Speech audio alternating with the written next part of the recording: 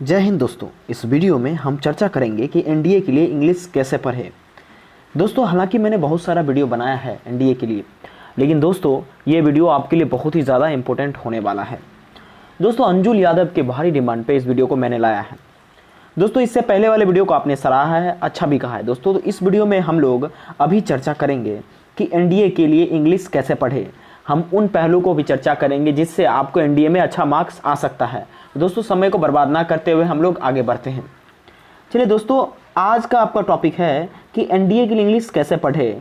दोस्तों मैं सबसे पहले आपको बता दूं, इंग्लिश एक लैंग्वेज है। क्या है दोस्तों? इंग्लिश एक लैंग्वेज है। और दोस्तों जितना ज़्यादा इसका आपके पास समझ रहेगा, जितना ज़्यादा अंडरस्टैंडिंग इसके बारे में आपके पास रहेगा, उतना ही ज़्यादा आपको इस पर अच्छा क्लिंच होगा। चलिए हम डिटेल में समझते हैं दोस्तों। सबसे पहले इस वीडियो में हम लोग देखेंगे कि इंग्लिश के लिए हमारा एनडीए इंग्लिश के लिए क्या स्ट्रेटजी रहने वाला है, हमारा क्या स्ट्रेटजी रहने वाला है दोस्तों। ठीक है दोस्तों, जैसा कि आप लोगों को पता है कि हमारा जनरल एबिलिटी टेस्ट पेपर होता है 150 क्वेश्चन उसमें। ठीक है, और मेजर टॉपिक उसमें सबसे बड़ा टॉपिक इंग्लिश होता है जिसमें 50 क्वेश्चन आने वाले। ठीक है, ये आपको पता है, इस पर मैं ज़्यादा चर्चा नहीं करूँगा, मैं आगे बढ़ता हूँ इसको लेकर। ठीक है दोस्तों, आप लोगों को पता है कुछ ऐसी चीज़ें हैं जो कि हर बार एक स्टैटिक रूप में रहती है।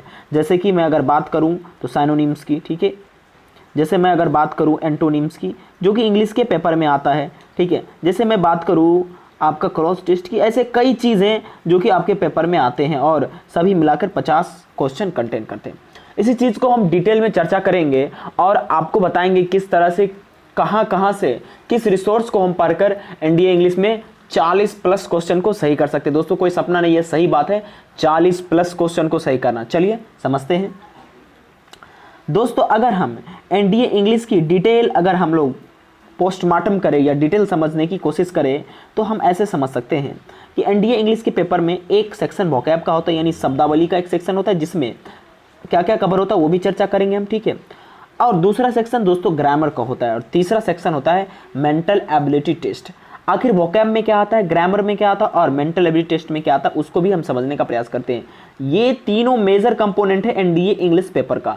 अगर ये तीनों आपका स्ट्रांग है तो आपको 50 में 50 लाने से कोई नहीं रोक सकता। लेकिन दोस्तों 50 में 50 लाना थोड़ा सा मुश्किल काम है, आप 40+ आराम से क्वेश्चन ला सकते हैं सही। ठीक है, चलिए जैसे कि दोस्तों मैं वोकैबुलरी के बारे में चर्चा किया था आपसे। ठीक है दोस्तों, वोकैबुलरी में आता क्या है दोस्तों, साइनोनिम्स आपका वोकैबुलरी के पार्ट में आ जाता है, एंटोनिम्स भी आता है और इडियम्स एंड फ्रेजेज आता है। जो इडियम्स आपका फ्रेजेज होगा वो आएगा और फ्रेजल वर्ब आएगा और वन वर्ड आएगा। इतना चीज़ आपको दोस्तों वोकैबुलरी के सेक्शन में आता है। लेकिन रिसेंट ईयर में एनडीए सिर्फ साइनोनिम्स, एंटोनिम्स, इडियम्स, फ्रेजेज और फ्रेजल वर्ब को ही छुआ है, वन वर्ड को नहीं पूछा है। तो उस हिसाब से हम वन वर्ड को डिलीट करके चलेंगे वोकैब के पार्ट से। दोस्तों जिसका साइनोनिम्स और एंटोनिम्स मजबूत होगा वो वन वर्ड ईजिली कर लेगा। तो ये आपका वोकैब का सिलेबस था, synonyms, antonyms, idioms, phrases and phrasal verb. कुल मिलाकर अगर मैं बात करूं इससे 15 से 20 क्वेश्चन आ सकते हैं। इसका मतलब हुआ कि आपका 80 मार्क्स के लगभग आएगा, यानी कि 200 का कुल आपका रहेगा मार्क्स, जिसमें 80 मार्क्स केवल और केवल मान लेते हैं ऐसा कि वोकैब कवर कर रहा है। दोस्तों अब ग्रामर के पार्ट को आप गौर से देखिएगा। दोस्तों ग्रामर में आपका कॉमन एरर आएगा, जो सेंटेंस गिवन रहेगा उसमें आपको चुनने के लिए पूछा जाएगा। सेंटेंस इंप्रूवमेंट आएगा, यानी सेंटेंस लिखा जाएगा और उसमें पूछा जाएगा आपको किस पार्ट में एरर है। जैसे कि मैं एग्जांपल बताऊं, C is one of the best. ठीक है, C is one of the better. ठीक है, तो दोस्तों यहां आपसे पूछा जाएगा कि किस पार्ट में इंप्रूवमेंट है, तो आप कहिएगा, इस ऐसे मार्क कर दिया जाएगा और पूछा जाएगा कौन सा पार्ट इसको इंप्रूव करना चाहिए, तो आप दोस्तों बोलिएगा यहाँ पर बेटर नहीं बेस्ट होना चाहिए, क्योंकि वन ऑफ द के बाद सुपरलेटिव डिग्री का प्रयोग होता है। तो इस तरह से चीज़ें पूछा जाता है। ठीक है दोस्तों, तो अगर मैं बात करूँ तो आपके इस पेपर में जो अगर यानी कि ग्रामर से पूछा जाए, ठीक है दोस्तों, एक मिनट, ग्रामर से अगर पूछा जाए तो क्या क्या पूछे जा सकते हैं ग्रामर से, तो दोस्तों कॉमन एरर पूछे जा सकते हैं, सेंटेंस इंप्रूवमेंट पूछे जा सकते हैं, फिल इन द ब्लैंक्स पूछे जा सकते हैं और क्लॉज टेस्ट पूछे जा सकते हैं। यानी कोई सेंटेंस आपको दिया रहेगा उसमें गिवन में क्लॉज टेस्ट आपको बताना है। ठीक है, ये आपका ग्रामर का पोर्शन और इससे है दोस्तों कि 15 से 20 क्वेश्चन इससे आ सकता है, क्योंकि उनको कुल मिला के 200 नंबर का 50 क्वेश्चन पूछना है, तो वो सभी को मिलाकर पूछेंगे। ठीक है, चलिए अब दोस्तों हम मैथ के बारे में बात कर लेते हैं थोड़ा सा डिटेल में। What is math here? ठीक है, ये दोस्तों मेरे हिसाब से, मैं जिस तरह से इंग्लिश पढ़ता हूँ या जिस हिसाब से मैं इंग्लिश पे काम करता हूँ या पढ़ाता हूँ उसके हिसाब से ये दोस्तों। तो मैट को आप कह सकते हैं मेंटल एबिलिटी टेस्ट। इसमें 10 क्वेश्चन आने की संभावना रहती है, ठीक है, 10 से 15 कह सकते हैं। तो कुल मिला के अगर आप बात करें तो 40 मार्क्स हो जाता है इस तरह से, ठीक है दोस्तों। वर्ड ऑर्डरिंग ऑफ सेंटेंस यानी कि ABCD करके आपको वर्ड दे दिया जाएगा, कहेगा कि अरेंज करो, जैसे यहाँ की C ऊपर दे दिया, B नीचे और A, तो जो सही सीक्वेंस है उसमें अरेंज करने के लिए आता है, ठीक है। कंप्रीहेंशन पूछा जाएगा, यानी कि मतलब आपको पैराग्राफ दिया जाएगा, उसमें से जो उसका एक्सट्रैक्ट होगा या क्वेश्चन पूछा जाएगा। और पैराजम्बल बड़े बड़े सेंटेंस को आपको पूछा जाएगा। ये अगर हम बात करें NDA का इस तरह का वाइड सिलेबस है दोस्तों। कई साल क्या होता है, हर साल कुछ ना कुछ चेंजिंग किया जाता है, कुछ चीज़ को फिक्स रखकर कुछ चीज़ बदल लिया जाता है। जैसे साइनोनिम्स और एंटोनिम्स फिक्स अगर रखा जाएगा तो दोस्तों मान लीजिए फिल इन द ब्लैंक्स छोड़ के वो सेंटेंस इंप्रूवमेंट पूछ लेंगे। तो इस तरह से हम ये फैक्चुअल बात में नहीं कह सकते, एग्जैक्टली नहीं कह सकते कि इस साल सेंटेंस इंप्रूवमेंट ही आएगा या फिल इन द ब्लैंक्स आएगा। लेकिन हम साइनोनिम्स और एंटोनिम्स के लिए तो एंटोनिम्स जो है इसके लिए तो कह सकते हैं कि भाई ये जो है 21 के सेकंड में आने वाला है, ठीक है। चलिए दोस्तों अब मैं एक एक चीज को डिटेल में चर्चा करूंगा। जैसे कि मैंने आपको इंग्लिश के 3 सेक्शन बांट दिए, एक है वोकैबुलरी का, दूसरा है आपका ग्रामर का और तीसरा है मेंटल एबिलिटी टेस्ट। अगर आप 50 में 50 यानी या 40 सही करना चाहते क्वेश्चन तो आपको यह स्ट्रेटजी अपनाना ही होगा, इसके अलावा कोई और रास्ता नहीं है, ठीक है। आप विश्वास करके चले, आपको पूरा मार्क्स आने वाला, ठीक है।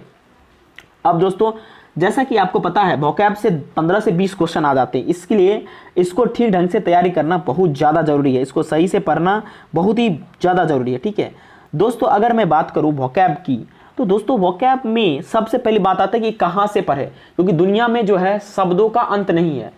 तो इस हिसाब से हम कहीं कहीं से रेंडमली पढ़ना शुरू कर देंगे, दिक्कत हो जाएगा। आपको ज़्यादा रिसोर्स नहीं अपनाना है। मैं करीब 3 साल से NDA के लिए पढ़ा रहा हूँ इंग्लिश, यूट्यूब पर और ऑफलाइन बैच, और मेरे बहुत सारे स्टूडेंट जो है इंग्लिश पेपर में स्कोर करके आते हैं, ठीक है। तो आप दोस्तों वो स्ट्रेटेजी जो मैं बता रहा हूँ अगर आप उसको अपनाएंगे तो आप भी स्कोर करेंगे, ठीक है। सबसे पहले मैं बुक्स आपको बता दूं, क्योंकि अभी लॉकडाउन का समय है और आप घर पर ही रहकर पढ़ने वाले हैं, किसी टीचर के पास नहीं जाइएगा, ठीक है दोस्तों। बुक्स की अगर मैं बात करूं तो आपको रेनबो पार्ट 1 और पार्ट 2 खरीदना है। किसका? 11th और 12th का। किसका खरीदना है प्यारे दोस्तों? 11th और 12th का। आपको क्या खरीदना है? Rainbow part 1 and part 2 of 11th and 12th दोस्तों, ठीक है। चलिए ये दोस्तों बहुत ही सस्ता में मिल जाएगा और ये बिहार बोर्ड के लिए स्पेशल बुक है। मैं दोस्तों गारंटी देता हूँ अगर इस बुक का वोकैब आपने एक एक कर लिया ठीक ढंग से स्टोरी को पढ़ के, तो आप अगर 10 क्वेश्चन साइनोनिम्स और एंटोनिम्स का आएगा 10 में आप 10 करके आओगे। पिछले साल का ट्रेंडिंग यही है। आपको अगर बिलीव नहीं है तो आप इसे उठा लो और इस बुक को एक बार पढ़ो पूरा, ठीक है। और उसके बाद साइनोनिम्स और एंटोनिम्स को मिलाओ, अगर ना मिले तो आप मुझे यहाँ से कुछ भी बोलकर जा सकते हैं, इसके लिए मुझे कोई फर्क नहीं पड़ता, ठीक है। मैंने एनालिसिस किया तब आपको मैंने दिया। तो वोकैब के लिए आपको क्या करना है? सबसे पहला बुक रेनबो पार्ट 1 और पार्ट 2 खरीदना है 11th और 12th का, ठीक है। आप क्या करेंगे? इसके एक एक शब्द जो किताब में लिखे गए, एक एक वर्ड को आप अच्छे ढंग से पढ़कर नोट कर लेंगे एक कॉपी में, या उसी में मार्क करके आप रेगुलर बेसिस पे इसके सारे शब्द को रिवीजन करेंगे। यकीन मानिए दोस्तों आपका वोकैब का सेक्शन बहुत ही ज़्यादा स्ट्रांग हो जाएगा। इतना करने के बाद आप प्रीवियस ईयर के NDA के 2009 से लेकर 2020 तक का साइनोनिम्स और एंटोनिम्स को फिंगर टिप्स पे रखोगे। मतलब सोए हुए में भी कोई पूछे बेटा इस वर्ड का मतलब क्या होता है, फटाक से उनको जवाब देना, ये भैया इस वर्ड का मतलब ये होता है, ठीक है। इस तरह की स्थिति बननी चाहिए आपके 2009 से लेकर 2020 तक। ऐसा करने से आपको अच्छा पकड़ आ जाएगा वोकैब पर, ठीक है। और दोस्तों ये वोकैब के लिए अब मैंने आपको जो है बुक सजेस्ट किया, ये पहला बुक था। और दूसरा प्रीवियस ईयर पेपर आप कहीं से भी डाउनलोड कर सकते हैं, आपको खरीदने की आवश्यकता नहीं है। आप अगर प्रीवियस ईयर एक साथ कंसोलिडेटेड चाहते हैं तो आप मुझे मैसेज कर सकते हैं, मैं आपको बता दूंगा। इसके साथ साथ दोस्तों वोकैब के लिए आपको गोविंद सर का सारा लेक्चर देखना है। मतलब क्या? मेरा वाला जो भी यूट्यूब पर मैंने NDA के प्लेलिस्ट में लेक्चर डाला है उससे आपको पूरा देखना है। यकीन मानिए दोस्तों उस लेक्चर से इस पर बहुत सारा क्वेश्चन आया हुआ है, क्योंकि वहां मैंने रूट वर्ड से शब्दों को करवाया, आपको जो समझ में आ जाएगा। दोस्तों ऑप्टिमिस्टिक रहिए, सैंग्विन रहिए, लाइफ में बहुत सफल होंगे। अगर किसी के बारे में आप बुराई करिएगा तो कभी भी सफल नहीं होंगे, इस बात को मेरे दिमाग में रख लीजिए। बहुत लोगों को मैं पसंद नहीं हूँ, मेरे चैनल पे वो आते हैं अनाप शनाप बोलकर या डिसलाइक करके चले जाते हैं। दोस्तों आप उन लोगों में से ना बने, क्योंकि आप हमेशा सोचिए कि आप किसी व्यक्ति को अपना समय दे रहे हैं तो क्या आपको उससे आउटपुट मिल रहा है, तभी जाकर उसे समय दे, ठीक है। नहीं तो डिसलाइक करने से भी आपका समय खराब होता है। तो इस तरह से आप किसी को भी ना करें, चाहे मैं रहूं चाहे दुनिया का कोई भी टीचर है, सभी मेहनत करते हैं। तो गोविंद सर का सारा लेक्चर यानी कि मेरा वाला वोकैब का सारा लेक्चर जो भी है 20 या 25 है, उससे आपको पूरा देखना है। उसमें कतई भी जल्दी नहीं करना और आराम से करना है। दोस्तों एक और सेक्शन है इसमें इडियम्स एंड फ्रेजेस का। इसको कैसे करेंगे दोस्तों? तो इसके लिए आपको IT एलुमनी करके 1000 उसका इडियम्स फ्रेजेस आता है। अगर उसे आपने पूरा पढ़ लिया या समझ लिया तो आपका इडियम्स फ्रेजेस क्लियर हो जाएगा। और इससे मैं इसका सीरीज लाने वाला हूँ NDA के लिए। जैसे कि ये जो अभी दोस्तों बारिश का बहुत ज़्यादा समय है, मैं अभी ही सीरीज स्टार्ट करता, लेकिन दोस्तों हमारे इधर इंटरनेट प्रॉब्लम है जिस वजह से मैं नहीं कर पाया। दोस्तों आपको ये जरूर डाउनलोड कर लेना। अगर आपको ये कहीं से नहीं मिल रहा है तो आप मुझे मैसेज करें मेरे व्हाट्सएप पर। मैं आपके लिए 24/7 हमेशा मदद करने के लिए तैयार हूँ। आप जब मैसेज करेंगे मैं आपको इसका PDF आपको सेंड कर दूंगा। आप या तो निकलवा लें, नहीं तो 10-10 पर डे बेसिस पे आप याद कर लेंगे। 100 दिन में 1000 खत्म, ठीक है। अब दोस्तों फ्रेजल वर्ब भी एग्जाम में अक्सर आता है, खास करके जो आपका सेंटेंस इंप्रूवमेंट या फिल इन द ब्लैंक्स होता है उसमें फ्रेजल वर्ब बहुत ज़्यादा वर्क करता है। जैसे कि अब मान लीजिए कि मैं बोल दूं सेट ऑन फायर, ठीक है, तो हमेशा फायर जब करेंगे लगाएंगे तो इसमें सेट ऑन ही लगता है, ठीक है, और कोई प्रीपोजिशन नहीं। ये ज़्यादा जरूरी है, ठीक है, फ्रेजल वर्ब आपको दिमाग में रहना। तो फ्रेजल वर्ब के लिए आप लोग क्या करेंगे, वोकैब का पार्ट है प्यारे दोस्तों। फ्रेजल वर्ब के लिए आप हमारा PDF डाउनलोड कर लेंगे, मैं लिंक में दे दूंगा। अगर लिंक में नहीं हो पाया तो आप मुझे व्हाट्सएप पे मैसेज करिएगा। मैंने एक वीडियो मतलब एक वीडियो वाला था हमारा पार्ट, उसमें मैंने अपना व्हाट्सएप नंबर दिया, आप वहाँ से हमें कॉन्टैक्ट कर सकते हैं। अब आपसे मैं चर्चा करूँगा कि वोकैब के लिए डेली हमें कितना टाइमिंग वेस्ट करना होगा या देना होगा। दोस्तों आपसे मैं मात्र 1 घंटा मांगता हूँ इतना काम करने के लिए। एक एक काम को आप सिस्टमेटिक वाइज में करेंगे। अगर आपने 3 दिन वोकैब पढ़ा तो आप 3 दिन क्या करेंगे, IT एलुमनी जो है उससे आप ये पढ़ेंगे इडियम्स एंड फ्रेजेस। ओके, चलिए अब हम चर्चा करते हैं ग्रामर के पार्ट पे। दोस्तों थोड़ा सा आपको आवाज़ नॉइजी लग रहा होगा इसलिए क्योंकि बारिश हो रहा है दोस्तों, इसमें मैं रिकॉर्डिंग कर रहा हूँ आप लोगों के लिए, ठीक है। ओके चलिए, तो ग्रामर के लिए एक इंपॉर्टेंट सेक्शन है, इसमें ऑब्जेक्टिव क्वेश्चन भी आता है। कई सारे क्वेश्चन इसमें बनते हैं, 10 क्वेश्चन 15 क्वेश्चन। कई बार NDA पिछले साल का उठा के देखिए 10-10 क्वेश्चन पूछा है सिर्फ ग्रामर पार्ट से, 15 क्वेश्चन भी पूछा, 20 क्वेश्चन भी पूछा, ठीक है। इसलिए जरूरी बन जाता है ग्रामर पार्ट को ठीक ढंग से तैयार करें। ग्रामर के लिए मैं आपको एक ही बुक सजेस्ट करूंगा, वो है objective English. SP Bakshi sir का एक बुक आता है, उससे आप अच्छे से ग्रामर के लिए कर लो, वो सफिशिएंट है आपके एग्जाम के लिए, ठीक है। उसमें किस टॉपिक को तमंचो देना या सही ढंग से करना है, तो उसमें दोस्तों टेंस, वर्ब, एडजेक्टिव, प्रीपोजिशन और सिंटैक्स को कर लेना, ठीक है, यानी सब्जेक्ट वर्ब एग्रीमेंट। इससे आपका सेंटेंस इंप्रूवमेंट जो पार्ट है इसमें देखिए, मैंने जो इसमें डिस्कस किया है, यहाँ गौर से देखिएगा। कहाँ गया भैया, ये रहा आपका जो मैंने डिस्कस किया है। देखिए ग्रामर में कॉमन एरर आपका इसमें हो जाएगा जो भी है, ठीक है। इस बुक से SP बख्शी सर के बुक से सेंटेंस इंप्रूवमेंट भी इसमें दिया गया, उसे भी आप ठीक ढंग से सेल्फ से कर सकते हैं, बहुत आसान भाषा में समझाया गया। फिल इन द ब्लैंक्स भी आप कर सकते हैं और क्लोज टेस्ट ये भी कर सकते हैं। दोस्तों सबसे ज़रूरी बात है ना कि प्रीवियस ईयर आप जितना बार करें ना आपके लिए बेनिफिशियल है, ठीक है, क्योंकि यहीं से क्वेश्चन बनता है। आप जितना इसको आप पोस्टमार्टम कर ले प्रीवियस ईयर का उतना बेहतर है, ठीक है, किसी भी एग्जाम के लिए। चलिए अब हम अपने फिर पॉइंट पे आते हैं दोस्तों। मैं था ग्रामर पर, ठीक है, और ग्रामर में दोस्तों आपको कौन कौन टॉपिक पे ज़्यादा ध्यान देना उसको भी समझिएगा, ठीक है। देखिए आपको tense, verb, adjective, preposition, syntax, noun, article. दोस्तों मैंने वर्ब चैप्टर जो है पूरा अपने यूट्यूब चैनल पे कवर किया है, ठीक है, आप वहाँ से जाके देखिए मेरा वीडियो। मैंने बेसिक से उठाया है और एडवांस तक आपको बताया है, आपको वो पूरा समझ में आ जाएगा, ठीक है। चलिए इतनी बातें क्लियर हुई।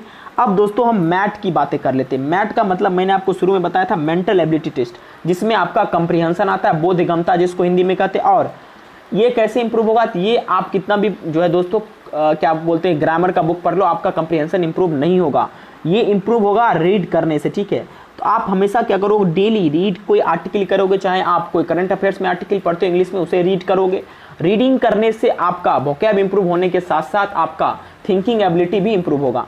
तो मैथ के लिए यानी मेंटल एबिलिटी टेस्ट के लिए, जिसमें आपका ऑर्डरिंग ऑफ सेंटेंस आता है, पैराजम्बल आ जाता है और कंप्रीहेंशन आ जाता है, जो कि मैंने ऊपर डिस्कस किया था, ठीक है। तो आप कोई भी आर्टिकल्स पढ़िए, इसके साथ साथ अगर आपको हॉबी है तो आप कोई नॉवेल पढ़ लीजिए, भूतिया हो, कोई भी नॉवेल है। मैं अक्सर नॉवेल पढ़ता हूँ, इससे मेरा इंग्लिश बहुत ज़्यादा इंप्रूव होता है और उसमें मुझे सेंटेंस बिल्डिंग का भी दोस्तों ख्याल लगता है, समझ में आता है।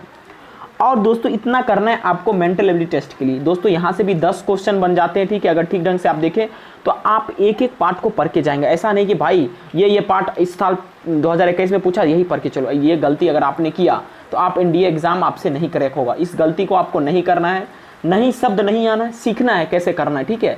ओके, पथ चलकर तुम मुसाफिर तभी बनोगे जब तुम्हें पथ में कांटा मिलेंगे, बारिश मिलेंगे और हर एक चीज़ मिलेंगे। थोड़ी देर चलने से कोई मुसाफिर नहीं बनता, मुसाफिर बनने के लिए उन्हें मीलों दूरी तय करना पड़ता है, ठीक है। चलिए तो आप क्या कर सकते हैं, कोई नॉवेल पढ़ सकते हैं जो कि आपको बहुत ज़्यादा पसंद है, ठीक है, बहुत हद से पसंद है, ठीक है। आप इतना करने के साथ साथ अगर आपका पूरा सिलेबस ख़त्म हो गया है तो एग्ज़ाम से 1 महीना पहले या 15 दिन पहले आप मॉक टेस्ट लगाएंगे, ठीक है। मॉक टेस्ट कैसे लगाएंगे, 10 प्रैक्टिस सेट आता है एनडीए का पाथफाइंडर, वो मंगाकर मॉक टेस्ट लगाएंगे और उसमें आप देखेंगे कि आप कितना स्कोर कर रहे हैं। आप मॉक टेस्ट लगाइए, आपको जरूर कुछ उसमें नया मिलेगा, जो भी नया मिले कॉपी में नोट करिए और लास्ट के दिन में रिवीजन पर फोकस करिए और मॉक टेस्ट को बनाने का प्रयास करिए, ठीक है, वही को, आगे कुछ नहीं पढ़ना है। अगर दोस्तों आप जानना चाहते हैं नोट्स कैसे बनाएं, उसके लिए वीडियो में कमेंट करिए, मैं आपके लिए नोट्स की तैयारी कैसे करें एनडीए के लिए वो भी मैं आपके लिए वीडियो बना दूंगा। दोस्तों इस वीडियो में आपको कैसा लगा या ये वीडियो आपके लिए हेल्पफुल है या नहीं, आप हमें कमेंट करके बता सकते हैं। अगर हेल्पफुल है तो आप मुझे एक लाइक कर सकते हैं, अगर आपके लिए हेल्पफुल नहीं तो आप डिसलाइक भी कर सकते हैं, कोई दिक्कत नहीं। लेकिन मैंने मेहनत किया तो आपसे मैं एक्सपेक्ट करूंगा कि आप भी हमारे लिए रिस्पॉन्स दें ताकि मैं मोटिवेटेड रहूं और अच्छा लगे तो अपने दोस्तों के पास भी शेयर कर दीजिएगा ताकि उन्हें भी हेल्प मिले इस वीडियो से, ठीक है। धन्यवाद इस वीडियो को देखने के लिए।